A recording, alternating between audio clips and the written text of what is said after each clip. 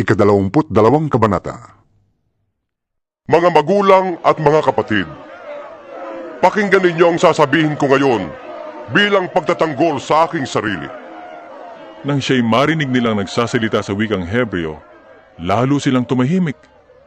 Nagpatuloy si Pablo. Ako'y isang Hudyong ipinanganak sa Tarso, sa lalawigan ng Cilicia, ngunit lumaki rito sa Jerusalem. Ang aking guro ay si Gamaliel, at buong higpit niya akong tinuruan sa kautusan ng ating mga ninuno. Ako'y masugid na naglilingkod sa Diyos tulad ninyong lahat na naririto ngayon.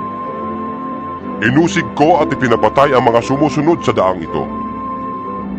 Ipinagapos ko sila at ipinabilanggo, maging lalaki o maging babae.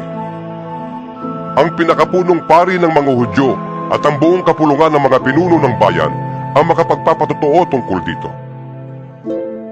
Binigyan pa nga nila ako ng mga sulat para sa mga Hudyo sa Damasco, kaya't pumunta ako roon upang dakpin ang mga kaalib ng daang ito at dalhin sila dito sa Jerusalem upang parusahan. Magtatanghaling tapat noon at malapit na ako sa Damasco. Kumislap sa aking paligid ang isang matinding liwanag mula sa langit. Napasubasub ako sa lupa at narinig ko ang isang tinig na nagsalita sa akin. Saulo, Saulo, bakit mo ko inuusig? Ako'y sumagot, sino po kayo, Panginoon? Ako'y si Jesus na taga Nazaret, tugon ng tinig. Nakita ng mga kasama ko ang liwanag, ngunit hindi nila narinig ang tinig na nagsasalita sa akin. Ano po ang gagawin ko, Panginoon? Tanong ko.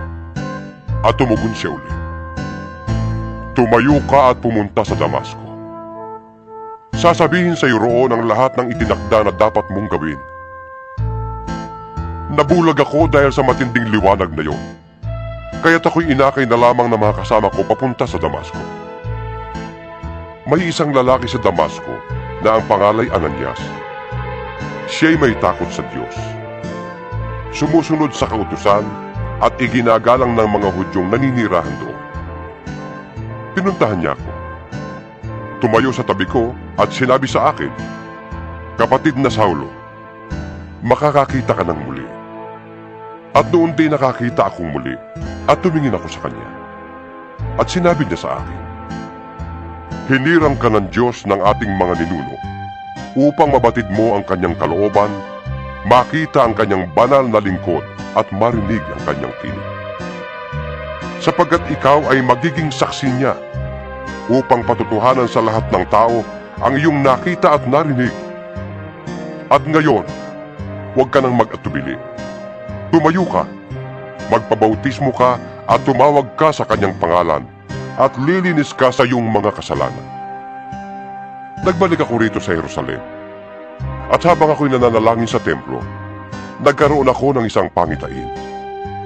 Nakita ko ang Panginoon na nagsasalita sa akin. Madali ka. Lisanin mo agad ang Jerusalem sapagkat hindi tatanggapin ng mga tao rito ang iyong patotoo tungkol sa akin.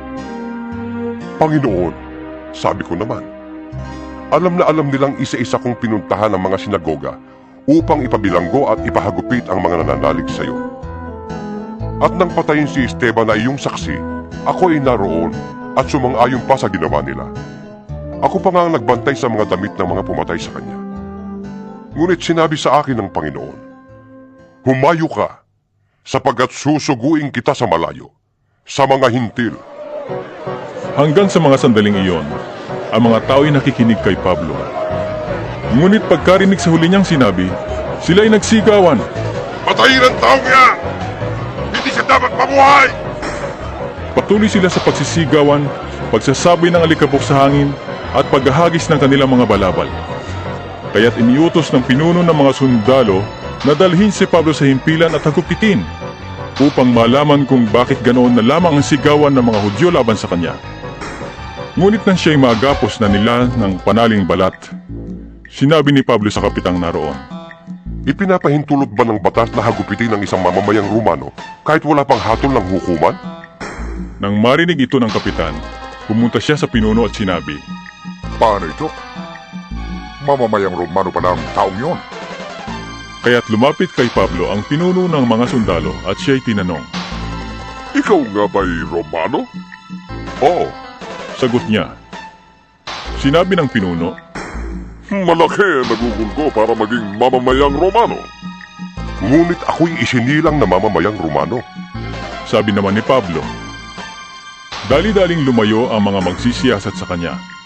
Natakot din ang pinuno ng mga sundalo sapagkat ipinagapos niya si Pablo, gayong ito pala ay isang Romano. Ibig matiyak ng pinuno kung ano nga ang sakdal ng mga Hudyo laban kay Pablo. Kaya't kinabukasan, ipinatawag niya sa isang pulong ang mga punong pari at ang buong Sanhedrin. Pinakalagan naman niya si Pablo, ipinanaog at iniharap sa kanila.